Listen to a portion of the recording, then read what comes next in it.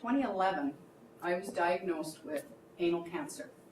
It was a horrific, scary, terrifying, I can't even mention the amount of adjectives that kind of hit me at that time.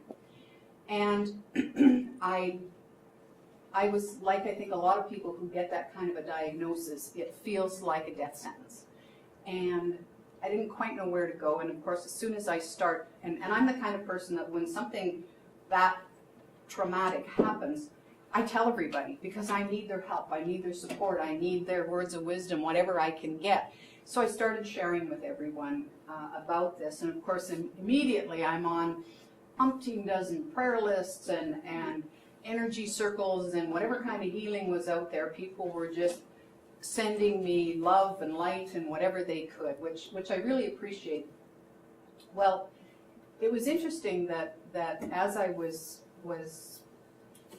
trying to make the decision of whether I was going to go chemo and radiation to eradicate the cancer, or I was going to do something else, I get a phone call from my sister. So in my family, I have an older brother and I have two younger brothers, and my sister is my half-sister, so she was the product of when my dad remarried after my mom died, so she's 21 years younger than me.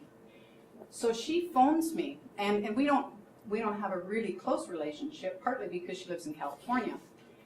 And I don't know what precipitated the phone call, but she phones me and she says, "Sue, you have to get better." And I said, "Okay." And she said, "Dad is just beside himself, and if something happens to you, he will just fall apart. We love you. You have to get better." And I'm kind of, whoa. And so she shared this very heartfelt thing, and I'd never had her share anything really like that with me before. And I'm kind of going, oh, lovely, oh, wonderful, you know, how lovely that she called, and I really appreciate it. I hang up the phone, and I'm thinking, actually, I didn't know that my family loved me like that. I had no idea that there was that depth of feeling from my family.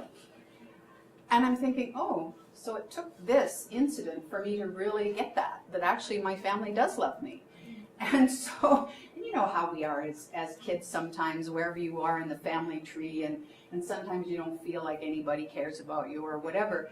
And that was kind of how I felt growing up, was that, well, I don't think my family really cares about me one way or another. I'm an adult and we carry on and so on. Well, then to get this depth of emotion and her really forcefully telling me this, it had a huge impact. And it also had a huge impact on how I approached my own healing, because I thought, oh, well, if it matters to them that much, I guess I better do something really, really significant here and get through this then, because, you know, far be it from me to cause any grief to my family. You know, I'm a people pleaser, right? And so, oh, well, I wouldn't want to inconvenience them by dying.